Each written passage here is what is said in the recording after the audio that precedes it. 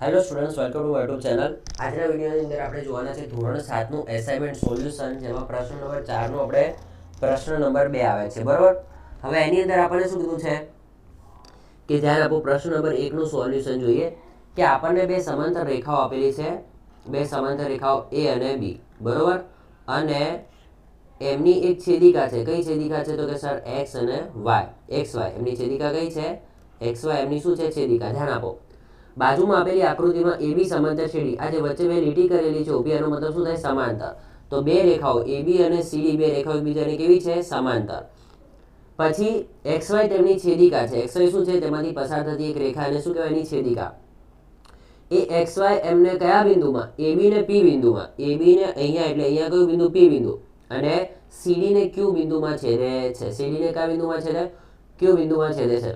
જો માપ ખૂણો DQY, માપ ખૂણો DQY એટલે આ ખૂણો, એનું માપ કેટલું હોય? જો 75 અંશ હોય, 75 અંશ હોય, તો બાકીના બધા ખૂણાઓના માપ શોધો. હવે ધ્યાન આપો કે આપણને બે સમાંતર રેખાઓની છેદિકાથી બનતા ખૂણાનું એક માપ આપેલું છે અને બાકીના. હવે ધ્યાન આપો, જ્યારે બે સમાંતર રેખા હોય અને એમની એક છેદિકા, તો કુલ કેટલા ખૂણા બને? તો કે સર કુલ 1 2 3 4 5 6 7 અને કુલ 8 ખૂણા બને. અને આ 8 ખૂણાઓથી જુદી જુદી ખૂણાઓની જોડ બને. અનુકોણની જોડ, પછી યુગ્મ કોણની જોડ, છેદિકાની એક તરફના અંતઃકોણની જોડ. તો આવી અલગ અલગ ખૂણાઓની જોડ બને. જો એ જોડ આપણને કમ્પ્લીટ આવડતી હોય તો આપણને આનું સોલ્યુશન આવડે. જો આપણે તમને અલગથી એ જોડ અત્યારે નહીં શીખવાડીએ, કારણ કે આપણે એસાઇનમેન્ટનું સોલ્યુશનમાં જે દાખલો છે એમાં આપણે તમને શીખવાડી દઈશું કે કઈ કઈ જોડ કઈ રીતે બને. સૌથી પહેલા હું કહું કે પ્રશ્ન નંબર 1 ની અંદર મારે હવે એક બાજુનું એક ખૂણાનું માપ આપેલું છે. હવે મારે બીજા ખૂણા, બધા ખૂણા ગોતવાના. તો એક ખૂણા પરથી બધા ખૂણા કઈ રીતે મળી શકે? તો આપણે જોવાનું કે પહેલા તો આપણી પાસે કયા ખૂણાનું માપ છે? તો કે સર એક જ ખૂણાનું માપ છે. તો જે ખૂણાનું માપ આપણી જોડે હોય એને જ આપણે ધ્યાનમાં લેવાનું, કારણ કે એની મદદથી આપણે બીજા ખૂણાઓને શોધી શકશું. તો ધ્યાન આપો કે ભાઈ આનું માપ 75 છે, તો એની બાજુનો ખૂણો આપણે ગોતી શકીએ. તો ભાઈ જુઓ, આ બંને ખૂણા કેવા છે? તો આપણે તમે આકૃતિને જોઈશો તો તમને ખબર પડશે આ રીતે. તો આ બંને કયા? રૈખિક જોડના ખૂણા કયા? પાસ પાસેના, અને એમનો સરવાળો 180. તો કયો ખૂણો? તો C, આ અહીંયા બિંદુ હતું Q, આ બિંદુ કયું હતું? Q. તો CQY, ખૂણો CQY, ખૂણો CQY વત્તા આ જે ખૂણો 75 માપ આપેલું એ કયો છે? DQY, વત્તા ખૂણો DQY બરાબર 180. બંનેનો સરવાળો કેટલો થાય? 180. હવે આનું 75 આપેલું છે, તો ખૂણો CQY વત્તા 75 બરાબર 180. 75 સામે જાય તો CQY નું માપ કેટલું મળે? તો કે સર CQY બરાબર 180 માંથી 75 બાદ કરો તો લખો 180 ઓછા કેટલા કરવા પડશે? તો કે સર 180 ઓછા 75. 180 થી 75 જાય તો કેટલા આવે? તો કે સર 105. એનો મતલબ કે આનું માપ કેટલું થશે? 105. બે જો એક ખૂણો મળી ગયો. હજી તો આપણે 1 2 3 4 5 6 ખૂણા ગોતવાના. કુલ કેટલા ખૂણા ગોતવાના? જુઓ તો બીજો ખૂણો મળ્યો. હવે આપણે કયો ખૂણો શોધી શકીએ? એવી રીતે જુઓ, તમે ઘણી બધી રીતે શોધી શકાય. હવે આ પાસ પાસેના બંને ખૂણાનો સરવાળો 180 થાય, તો એમાં એ રીતે પણ શોધી શકો. અને બીજી કઈ રીતે શોધી શકો? કે આ ખૂણો એટલે આ ખૂણો અને આ ખૂણો બંને આ બે છેદિકાઓથી સામસામેના બનતા ખૂણા, તો એ કયા? અભિકોણની જોડ હોય. તો કયો ખૂણો? તો ખૂણો PQC. કયો ખૂણો? PQC બરાબર ખૂણો DQY, ખૂણો DQY એ બંને સરખા હોય અને બંનેનું માપ કેટલું હશે? 75. કેમ સરખું? તો મેં કીધું કે ભાઈ અભિકોણની જોડ. કેમ? તો કે સર અભિકોણની જોડ. બસ તમારે આટલું જ લખવાનું હોય કે ભાઈ આ મેં કીધું કે આ ખૂણો અને આ ખૂણો સમાન છે. કેમ સમાન છે? કારણ કે અભિકોણની જોડ છે. તો અભિકોણની જોડના ખૂણા કેવા હોય? તો કે સર સમાન હોય. તો આ રીતે આપણે સમજી શકીએ કે ભાઈ આ ખૂણા કેવા હશે? સરખા હશે. ક્લિયર છે કે નહીં? હવે જુઓ કે આગળ આ બંને ખૂણાનું માપ પડી ગયું. આ અને આ બંને, કે ભાઈ આનું 75 તો આનું પણ 75, કારણ કે અભિકોણની જોડ. હવે આ બંને ખૂણાનું માપ કેવું હોય? તો કે આ બંને ખૂણા પાછા પેલા એક ખૂણા. હવે આવી રીતે લખી દો તમે કે આનું 105 તો આનું કેટલું? 105, કારણ કે આ અને આ ખૂણો અને આ ખૂણો શું બને? અભિકોણની જોડ. તો હું એ પણ લખી દઉં કે આ ખૂણાનું નામ શું અપાય? તો કે PQD. ખૂણો PQD બરાબર ખૂણો CQY, ખૂણો CQY બરાબર કેટલા? 105. બંનેનું માપ 105. કેમ? કારણ કે એ પણ શું છે? અભિકોણની જોડ છે. શું છે? અભિકોણો છે. એટલે આનું અને આનું માપ સમાન હોય. તો આ ચાર ખૂણા મળી ગયા. હવે ચલો મારે આ ખૂણો ગોતવો હોય તો હવે અહીંયા તમે ધ્યાન આપજો, આ ઉપરનો ખૂણો ને આ ડાબી તરફનો ઉપરનો ખૂણો, તો બંને ઉપરના ખૂણા કઈ જોડ બનાવે? તો બંને ખૂણા બનાવે અનુકોણની જોડ બનાવે, અને અનુકોણની જોડના ખૂણા સમાન હોય. એટલા માટે હું કહી શકું કે APX ખૂણો APX બરાબર ખૂણો CQP, ખૂણો CQP બંનેનું માપ કેવું છે? સમાન. તો આનું કેટલું છે? આનું 75, તો આનું કેટલું છે? 75. તો અહીં લખો બરાબર 75. કેમ? તો લખો અનુકોણની જોડ. કોની જોડ? અનુકોણો. એ શું છે? એકબીજાના અનુકોણની જોડ છે. એવી રીતે ચલો આ 105 હોય તો આ પણ કેટલો? 105, કારણ કે જમણી બાજુ ઉપરનો ખૂણો તો આ બાજુ જમણી બાજુ ઉપરનો ખૂણો, એ પણ શું બનાવશે? અનુકોણની જોડ. તો ખૂણો XPB, ખૂણો XPB બરાબર ખૂણો PQD, ખૂણો PQD બરાબર કેટલા છે? 105. તો કેમ? તો કે સાહેબ અનુકોણની જોડ શું છે? અનુકોણો છે. ચલો હવે નીચેના બે બાકી રહ્યા, તો નીચેના બેમાં કઈ રીતે તો શોધી શકાય? તો આવી રીતે યુગ્મ કોણની જોડ બનાવી શકો. આનું નાનું માપ સમાન હોય ત્યારે નીચેની આકૃતિમાં ધ્યાન આપો. આનું અને આનું માપ સમાન હોય, આ બંને ખૂણાનું માપ કેવું હોય? સમાન, કારણ કે યુગ્મ કોણની જોડ.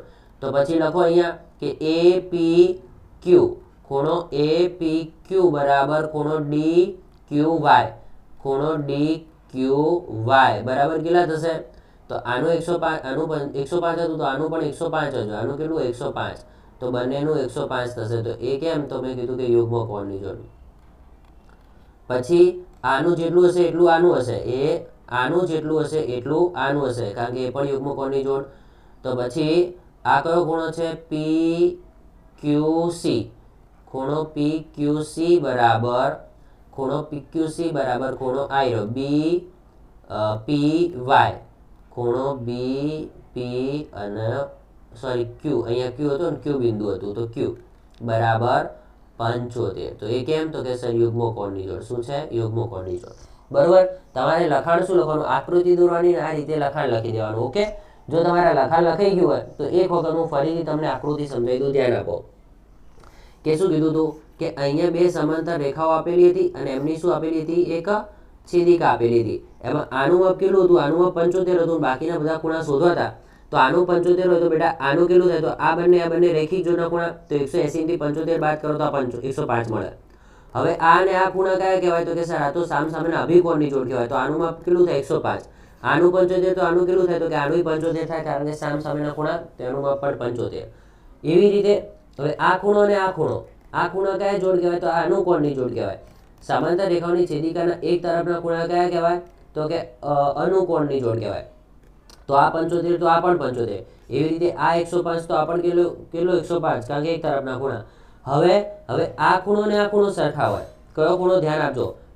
આ ખૂણો અને આ ખૂણો સરખા હોય, આ અને આ સરખા હોય, કારણ કે યુગ્મ કોણની જોડ. તો આનું માપ 75, તો આનું 75, અને આનું 105, તો આનું 105. આ રીતે આપણે એક ખૂણા ઉપરથી 8 ખૂણા શોધી શકીએ. ક્લિયર છે કે નહીં? તો હવે આપણે કયો દાખલો જોઈએ? તો બીજા નંબરનો. 4 દાખલા છે, 4 સેમ પેટર્નના. 4 દાખલા ને 4 ની પેટર્ન કેવી છે? સેમ જ છે. ધ્યાન આપો.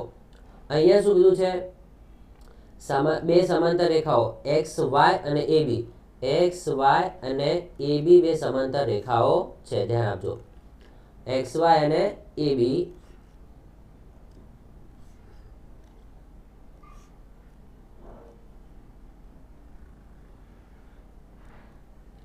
XY અને A અને B બે સમાંતર રેખાઓ, એમની છેદિકા કઈ છે? એમની છેદિકા છે M અને N.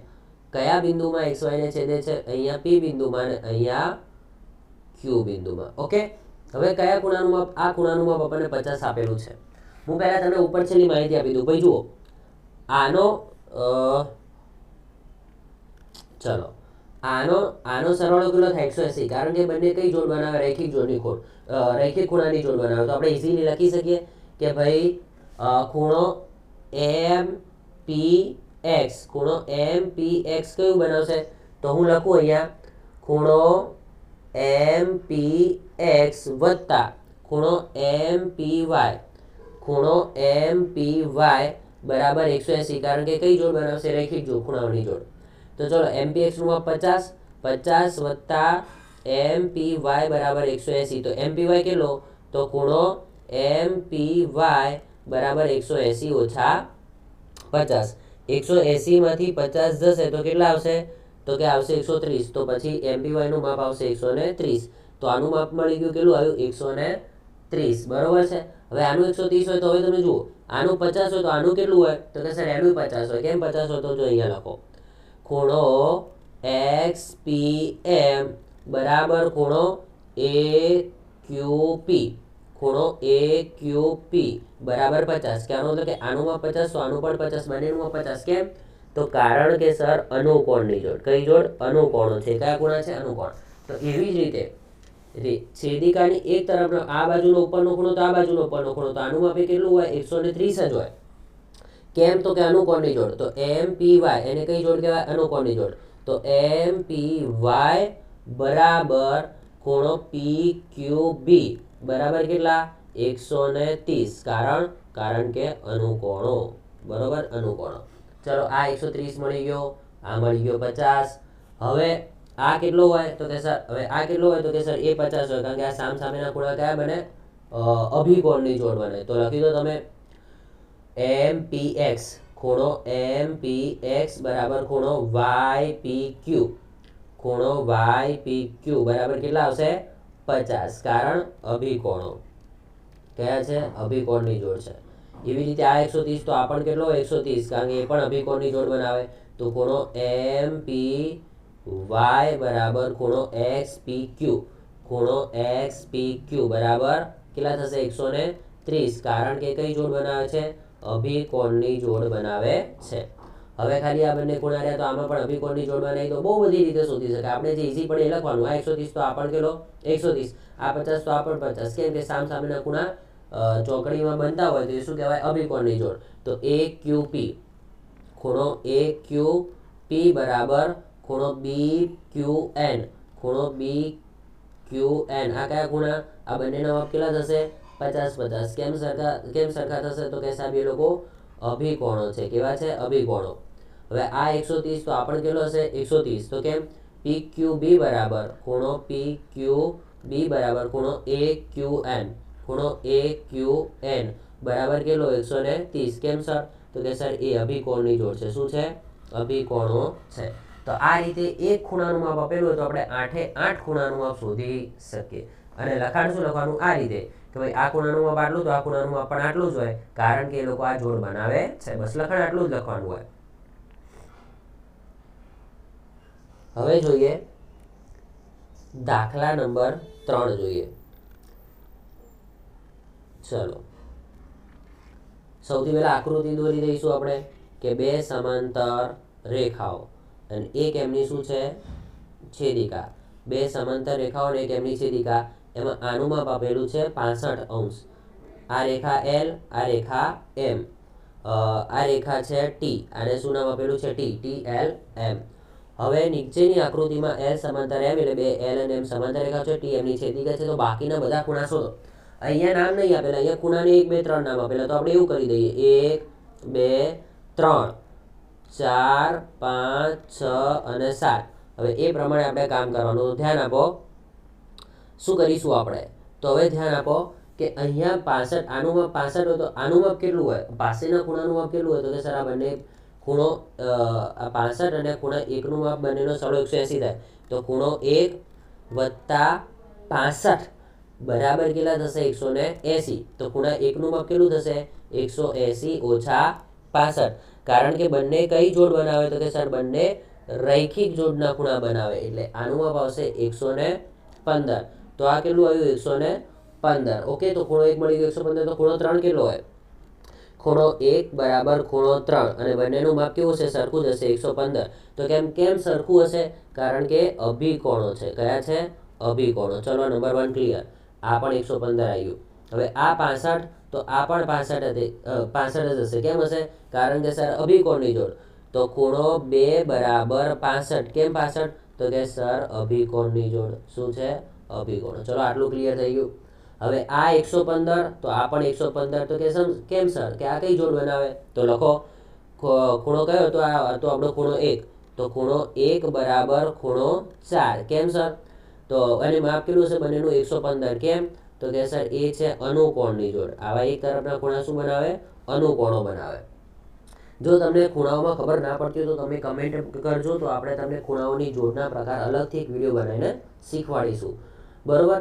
આનુંમાં 65 છે તો આનુંમાં પાંચમાનું કેટલું હશે? 65 જ હશે, કારણ કે એ શું છે? અનુકોણની જોડ. અથવા તો આપણે એ પણ લખી શકીએ, ચલો, કે ખૂણો 2 બરાબર ખૂણો 5. એટલે કે આ અને આ સરખા હોય. કેમ સરખા હોય? કારણ કે યુગ્મ કોણની જોડ છે. યુગ્મ કોણની જોડના ખૂણા સરખા હોય. ચલો, તો એ કઈ જોડ બનાવી? તો કે સર યુગ્મ કોણો છે. શું છે? યુગ્મ કોણો. આ 65 છે, પાંચમો ખૂણો તો સાતમો પણ 65 હશે. ખૂણો 5 બરાબર ખૂણો 7. કેમ સર? તો કે અભિકોણની જોડ.